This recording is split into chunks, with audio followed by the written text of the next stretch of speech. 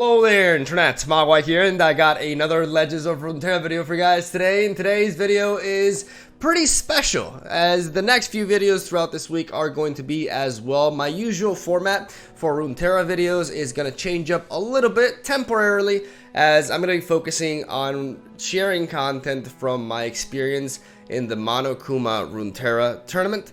In case you guys don't know, this is a tournament that was basically organized by the community and had a pretty large player base, as there are two divisions, basically North America and European regions, and these two divisions each had a big amount of players. Europe more so, which is the one that I partake in, as I am from fake Brazil, which happens to be Spain in my case. So yeah, in my pool there were like 90, almost 100 people in like pool A, and like almost the same amount in pool B. So like a little bit, like maybe around 170 players in total, 160, something like that.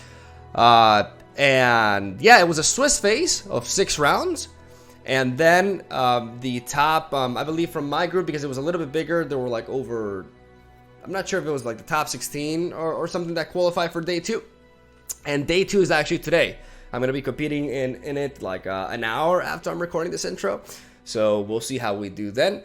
But spoilers, we managed to qualify for the tournament. And the reason why I want to focus a lot of content on this event is because I think the format for this tournament was absolutely perfect for a game like Legends of Runeterra. And I was very excited to partake in it. I know, you know, like I mentioned in prior videos, I'm known by the likes of Reddit as the tier 3 master, right? Mogwai always playing the meme weird decks and not playing meta stuff, not being competitive. And yeah, well, I do take pride in my content, and I always emphasize that the most important factor for me when playing this game is to have fun, right? To play all sorts of different decks, always try to build something new, get the creativity flowing, and just, you know, by the way, talking about new, I didn't mention this, but have you guys seen the trailer for like the announcement of it's so good, it's amazing, it's actually amazing, and we're getting 120 new cards like that. I think I gotta talk about that in a different video. That is just beyond hype, man, because I was expecting we gotta talk about this in the podcast, because I was expecting this to be like at May 15th, May 20th, so like mid to late May. And it turns out by the end of this month, we're getting a new expansion and the game is going for official release. And I can't fuck with it. I was freaking out. The trailer is gorgeous. It puts other recent card game trailers to shame. Not gonna point any fingers, but goddamn. Anyways, again, onto the subject. Today, we're gonna be talking about the tournament, right? So I am going to share with you guys my lineup in a tournament in which I'll run down over the rules real quickly and why I thought they were amazing. Basically, it was the Korean Invitational rules, which is a best of 3 conquest format with open deck list and 1 ban. And out of the 3 deck lists that you bring to the tournament, none of them can share the same region. So these limitations enforce diversity, and the format can lead to some very, very unique strategies, and I was very excited for this. So my lineup is something that I'm very proud of. It was a bit of an experiment, but like I said, I'm not gonna be going into the tournament with what I expect everybody else to be playing, which is, you know, a strong control list with Ionia or Piltover, another strong list with Shadow Isles mixed with Freljord perhaps, or Piltover for control with Karina, or, you know, Endure, Spiders, or Thresh, Tryndamere, and then, yeah, like I said, the Bannerman deck, right? Like, that was pretty much the lineup universally. Like, people's lineups diverted here and there, but I expected everybody, and I mean everybody, in my pool, and in the tournament in general, to play Demacia Bannerman.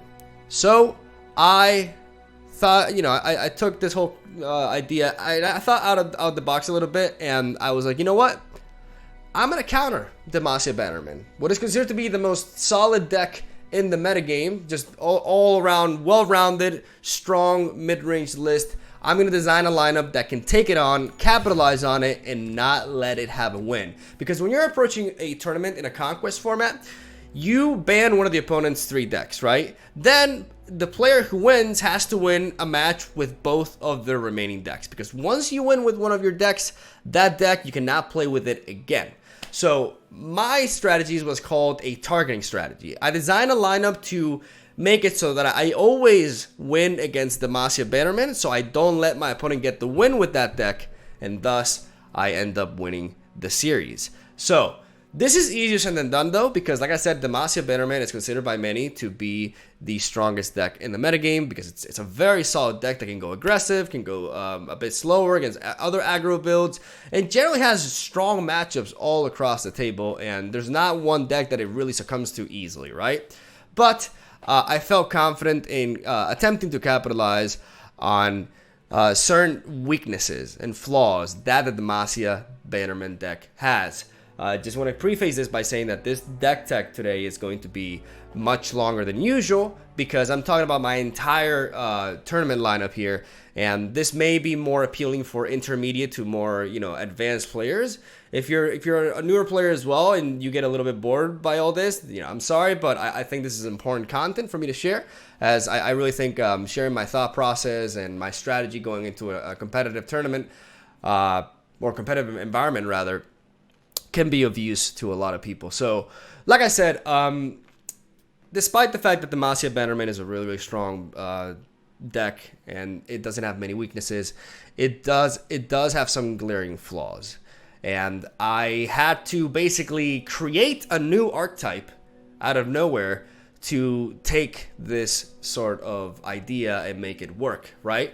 And that's one of the important things. Like, a lot of people who go into these tournaments just always just completely stick to meta decks. Like, if a deck that they want to bring isn't really on the tier list or has not been, played by a bunch of people, they won't even bother with it, right? Like, people really like to play it safe, and I think that's not the correct approach, because you're going to be running into a crazy amount of mirror matches, and a lot of the times, unless there's a big difference in play quality from both players, it's going to come down to draws, right?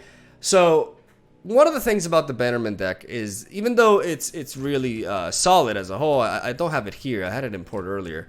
But basically, one of the biggest weaknesses with Bannerman and the Mono Demacia in general is that it is a deck that fully revolves around combat.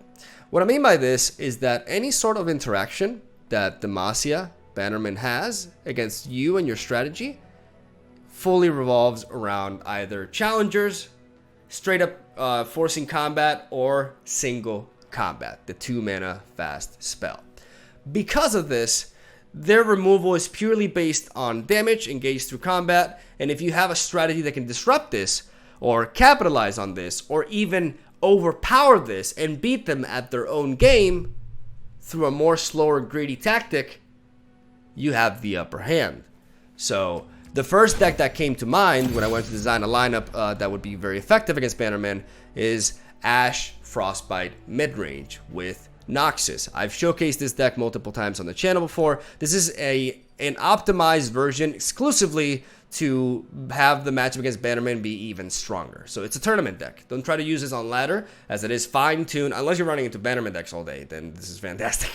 The reasoning, or the differences between this deck and the original one is, as you guys can see, I'm running a couple of cards right here that you probably haven't seen much, and that is the Reckoning, a 6-mana Noxus spell that says if you have a 5+ power ally, kill all units with 4 or less power. This, against the Bannerman deck, represents a full board wipe, barring the likes of Garen and Cythria, and a potential unit that they can save through the likes of Riposte. So this is an incredibly powerful card that is very easy for us to enable in this deck, as we're running a full set of Trifarian Glory Seeker and Avaros and Hearthguard, who happens to buff the other units, and also Ash, who all have 5 attack, Plus, after a buff from Avaros and Hearthguard, the Legendary Faring Assessor will also have 5 attack. So, and Iceveil Archer with a couple of buffs gets the 5 attack too. So this deck has a very easy time establishing a few 5-drops on the board relatively early. So Reckoning can be a really powerful card to just absolutely dominate the board and just seal the deal in your favor. The rest of the deck is comprised of standard Ash Frost mid-range with challengers, Legion Drummer to help my low health challengers, providing them with quick attack so I can pick off my opponent's board, and as you can see, a full set of each Frostbite burst spell in Brittle Steel, Flash Freeze, and Harsh Winds. The reason why Ash is so effective against Bannerman is because of what I mentioned prior. Bannerman is a deck that revolves around combat, and Frostbite is one of the most effective, if not the most effective strategy against a tactic like that, as we are able to use the Frostbites to counter our opponent's single combat, challenger plays, and overall attacks in general at burst speed. And one of the cool things about this deck is the Rimefang Wolf going through barrier, which is really relevant as we can use this to target a unit that has been hit by the Bright Steel Protector or a unit that my opponent repulses. I can flash freeze, and as long as their attack is 0, Rimefang Wolf will kill it, barrier or no barrier. So this deck is really strong and overall incredibly efficient against Bannerman, but it's not an automatic win. Like, one of the things I want to preface and really emphasize in this like explanation is that as much as I'm, teched towards Bannerman, that doesn't mean that I can't lose to it with this lineup. I am vulnerable to early aggression. I am vulnerable to the ideal curve of 1-drop, 2-drop, 3-drop into Bannerman. I am, honestly, that's how I lose. Like, I take a lot of damage early on. Even with Frostbite support, my opponent does have several ways to try to navigate around that, as barriers can be really useful if they're not targeting my Rimefang Wolf. My Rimefang Wolf also is a very bad matchup against the Laurent Protege, amongst other things. So it's not a straightforward matchup by any means. We have to fight for it. It's going to be a difficult match, but if we do things right and we draw decently, the matchup is definitely in our favor. So when it comes to my second deck, this is perhaps the deck that I'm the most proud in. My favorite deck of the lineup for sure, and my own personal creation regarding an archetype, because you don't really see Thresh and Lux in the same build. But yes, this is a Thresh Lux control that is designed to decimate the Demacia Bannerman. So how do we do this? Well, we have an early game comprised of Last Breath effects with Hapless Aristocrat and Curse Keeper into Ravenous Butcher with a couple of Chronicler of Ruin. I like the Shadow Isles early game core a lot, as it can lead to a lot of stats, and I like the Hapless Aristocrat a lot as well, as it is one of our ways to sponge early attacks and prevent damage so we can build up our mana and not die to early aggression, which is, again, one of the things that we are vulnerable to with this sort of deck. Early aggression from Bannerman decks can get the better of us, and that's basically how we're going to be losing the game, by early aggression. Once we reach a certain point and we're able to slow our opponent down and start getting our game plan going, we will completely outvalue them, because as we curve out, we reach turn 5 in which we drop Thresh, which has a fantastic stat line against Demacia Bannerman decks. With that 6 health, goes a long way. It's hard for the opponent to kill. He survives a clash with Garen, which is really important when you take single combat into consideration, and because of the lack of flexible interactivity from Demacia Bannerman, it's very easy to level up Thresh by just forcing attacks and forcing a bunch of trades and keeping Thresh healthy in the back. Why do we want to level up Thresh? Because we want to get multiple Luxes on the board. Lux is the breaking point with this deck. The fact that she enters as a 4/5 with a barrier is really neat, because Demacia can purify her. She's a champion. So they don't really have a good way of interacting with her and dealing with her when she enters on the board, unless they go for like multiple single combats and lose some units in the process, right? Well, we don't take damage.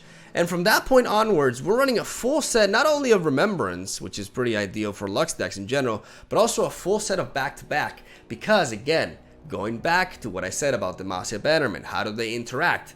Combat, combat, combat. What is combat about? Stats. What if I have a card that just pumps up my stats ridiculously? Well, we're going to have the upper hand, and back-to-back alongside Lux is a tremendous stat boost for a combat engagement alongside a final spark and level up at the same time at burst speed, which is incredibly powerful in the Bannerman matchup. We have a couple of Rekindlers, a one-off of Ruination and Vengeance. Some people may ask why I'm not running more copies of these, as they are pretty strong against Bannerman. Well, there is an argument for a second Vengeance. I think one Ruination is more than enough. It makes the opponent have to play around it, and a lot of times Ruination is just there as a failsafe for me. Sometimes things go wrong. Sometimes the early aggression is pretty ridiculous and I have to resort to Ruination, right? But most of the time I will fight for the board, I will contest the board, and that way the opponent commits more to the board. So if somehow he's able to overwhelm me, I can just drop the Ruination and start over with the likes of Rekindler. We have really strong card draw with Vanguard Redeemer alongside Glint's Beyond, but we're not running a full set of each because we don't really need them. Vile Feast is absolutely incredible as it enables us to pop barriers for just 2 mana, providing us with great value, and also a chump blocker for the likes of Garen or Cytheria, which can be really key. And on top of that, we have a full set of single combat, of course, alongside 2 Radiant Guardians to keep our health high. Riposte is there to help us in the trades. Barriers and Riposte in general is really good against Demacia. Like, they love barriers, but they don't handle opposing barriers that well themselves. And I like Riposte a lot at burst speed with all my 2 mana spells, because 4 + 2 = 6. It can enable a clean on-curve Final Spark generation. This deck was the MVP of day 1 for me. I had the most games with it out of the other lineups and or the other decks in the lineup, and I just found great success and amazing. I just had like really epic games with this, and I'm really excited to share that with you guys.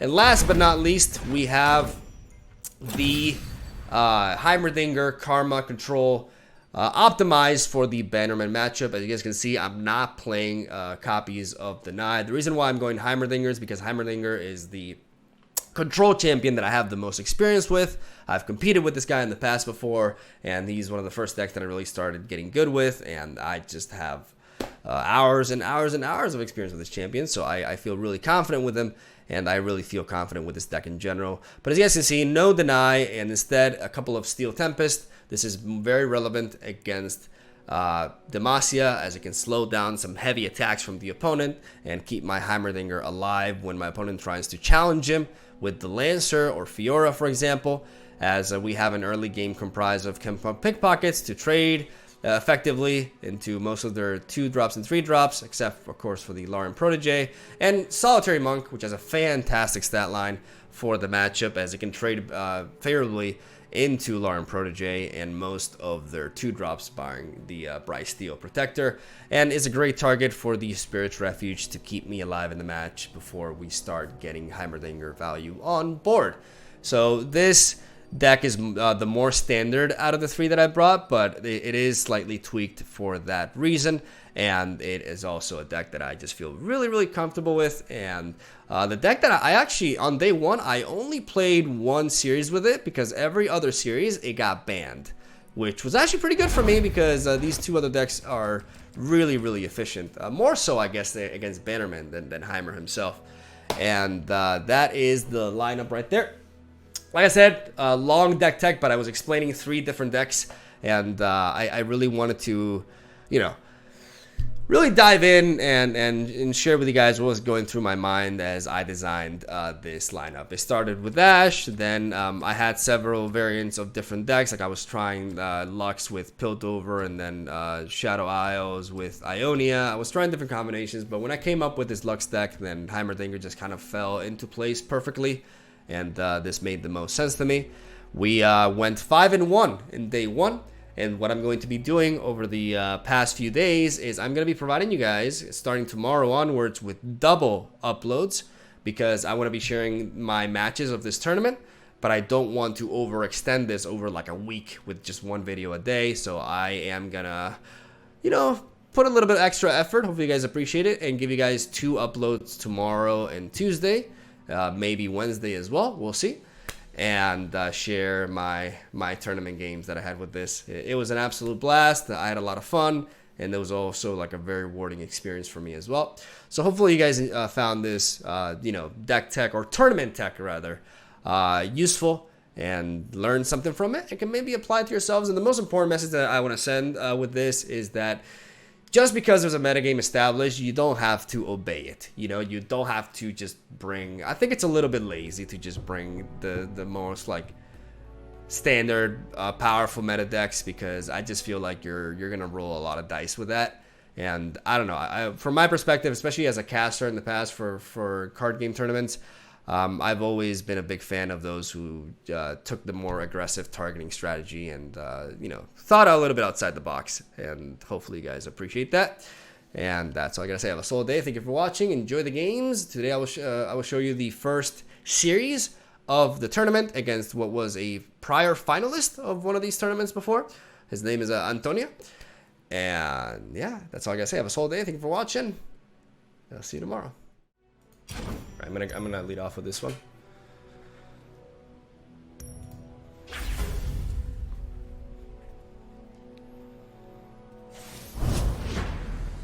Because I'm expecting the Demacia deck.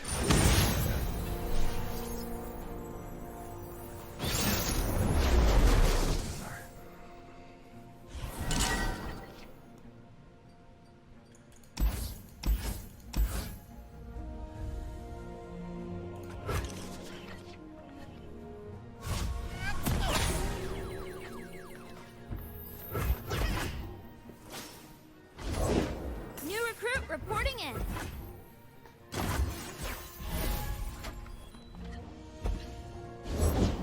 Smell that? A fight's a-cooking! Batter 'em! No one goes hungry!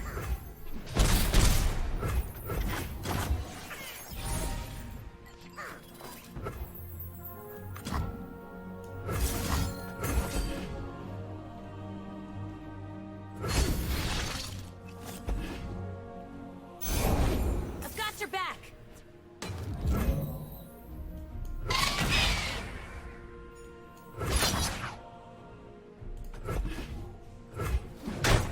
Press on. I'll write my own story.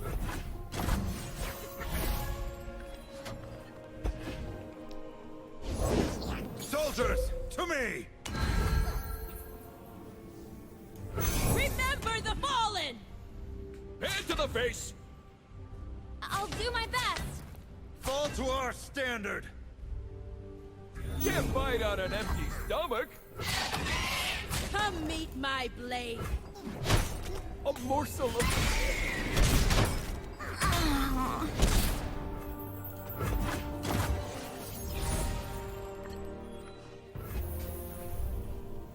Who approaches?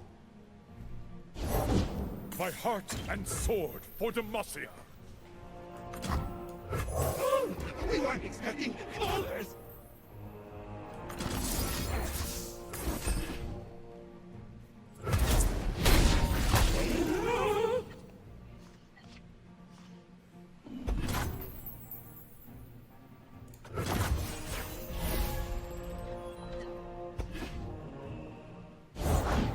Lead our charge! Demacia, now and forever.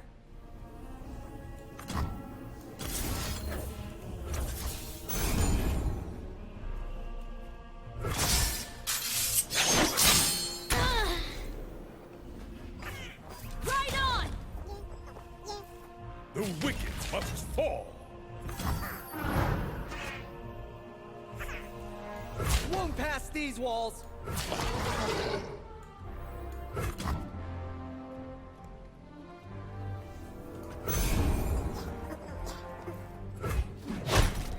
Stay safe.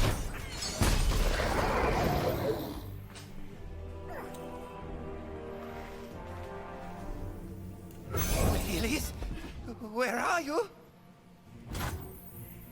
Problem is I can't go wide as long as this thing is alive. I'm trying to think here. Do I go for a Ruination on the open hand? Can he flood the board enough to threaten lethal? Because I do have a Vengeance. He just needs 3 bodies. I'm gonna float this mana. And then decide afterwards. I gotta do this.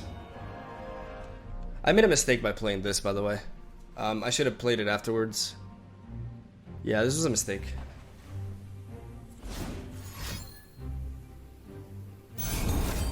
I'm gonna get punished here.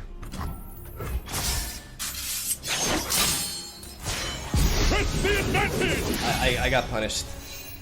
I got punished. I got punished. Oh my god. I choked. I choked by doing They that. will fall by my blade.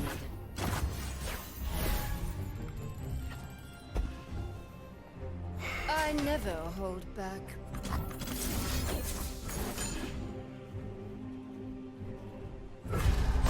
Everything I've worked for. What's that noise? Strength and grace. Beauty in the blade.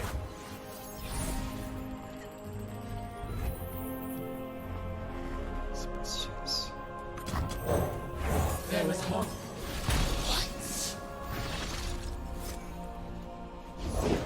Who does not know the name Laurent? I fight for the fallen.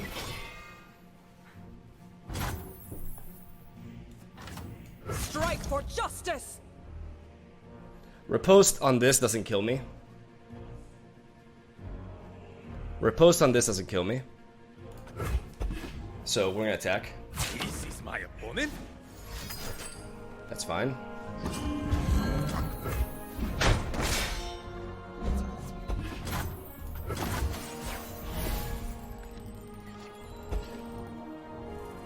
You call it? Aha! Hardly fair.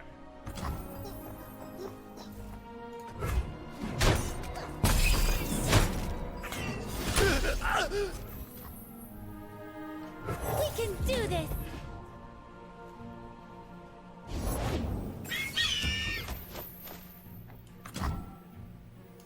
Today we turn the tide of war.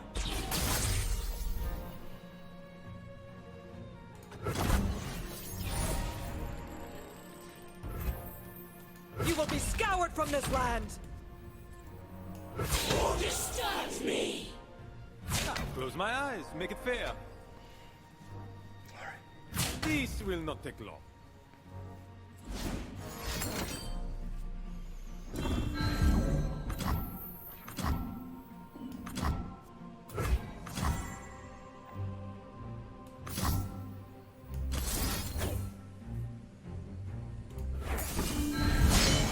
Pushing my limits.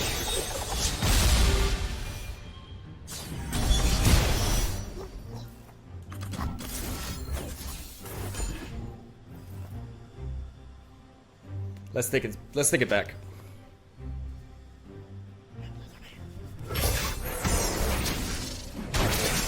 I am lost. A disgrace. Got him. Got him.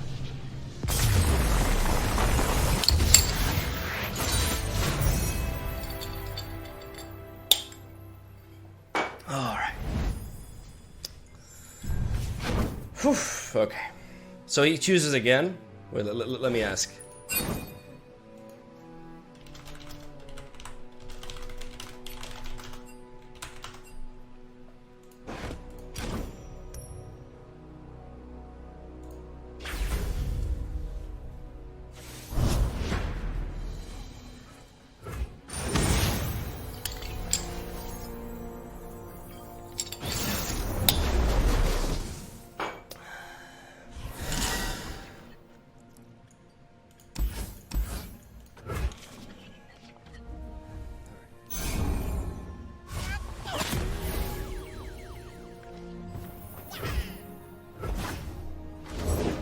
I'm actually here. Nobody cares.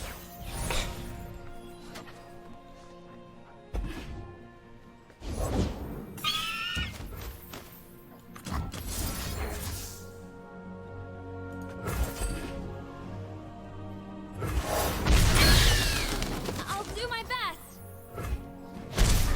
I'm gonna eliminate the challenger because it represents more of a problem than Cythria.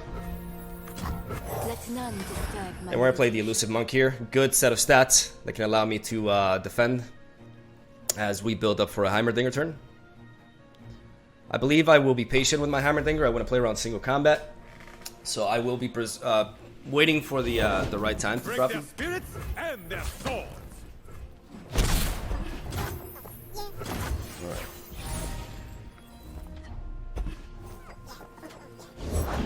My yours. Silent as death. I'm gonna drop the Shadow Assassin. I demand satisfaction. Fair.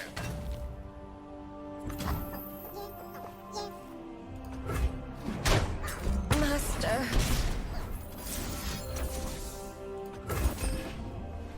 We could see a single combat here.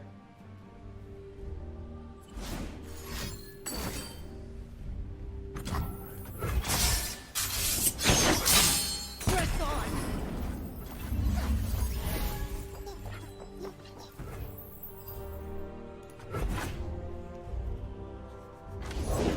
For king and country. Ah, the sweet smell of science.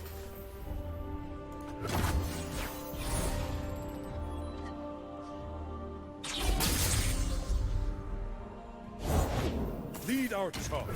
Demacia, now and forever.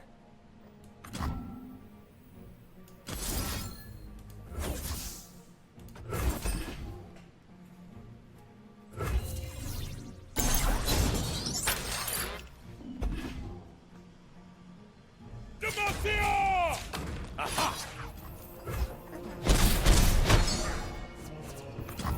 Yes, yes, again!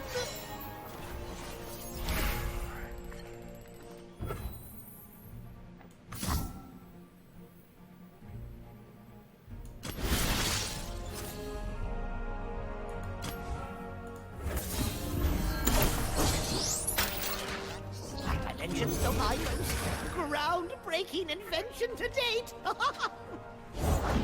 I've got your back.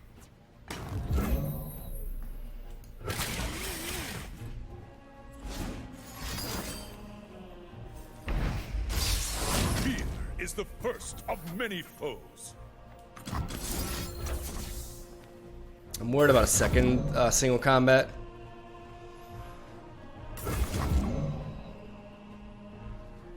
But I think this is what I have to do.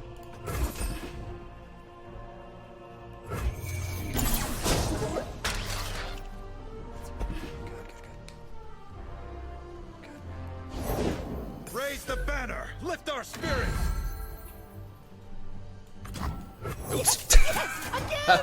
I was thinking too hard on what to do. Sorry, I kind of zoned out there. It's a long path to get here. Heed Demacia.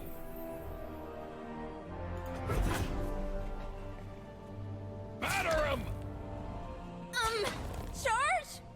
Protect and strike. Run them through. Hard and fair.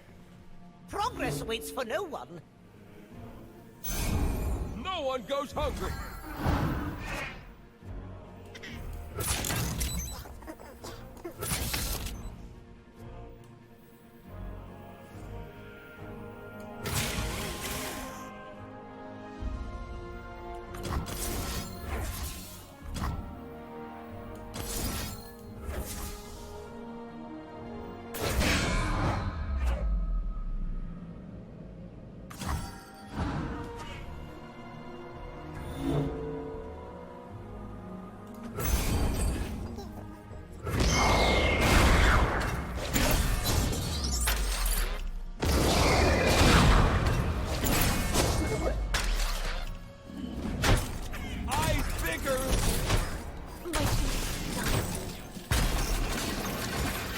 My most proud progress!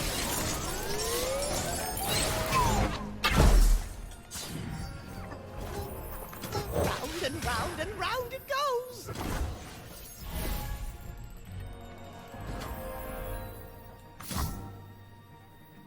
A fine spectrum of pyrotechnics!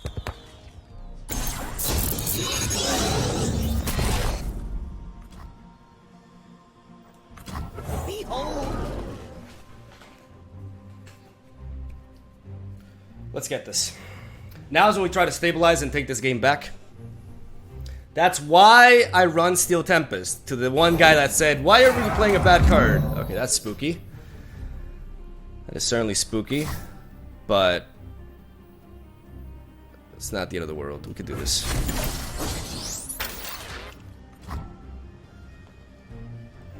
so the game plan is karma into double get excited in that.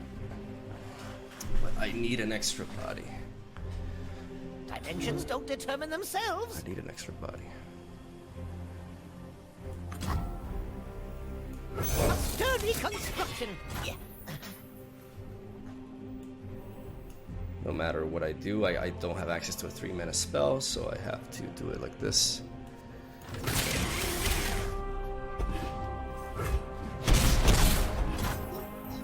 Karma plus this is lethal from this range.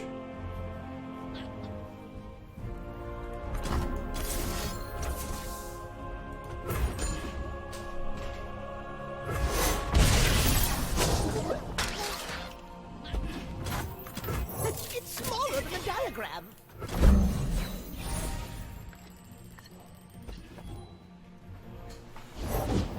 Show them what we're made of. These two get fearsome, which means this can't block, which means he lethals me unless I gain life.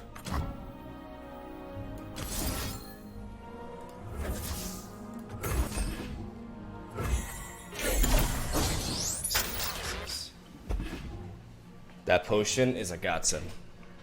I'll do my best. Right on. Call this a fight?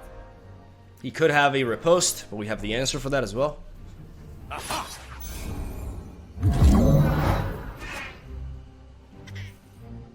Well, you little guy, take that huge ass motherfucker down. Thank you.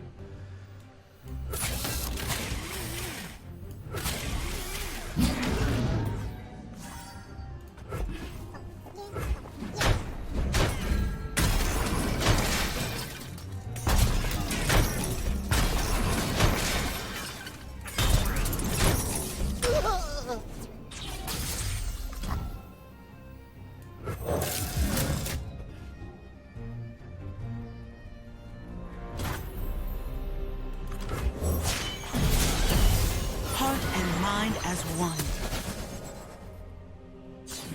We'll bring peace to Ionia, whatever the cost.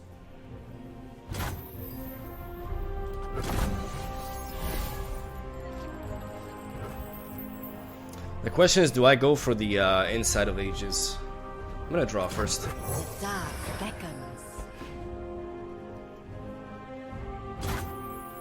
Try to attack with this. It cannot hide.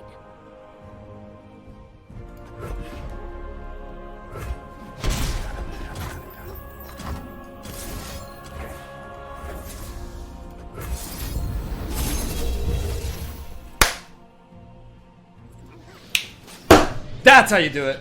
There we go. Whoo! There we go.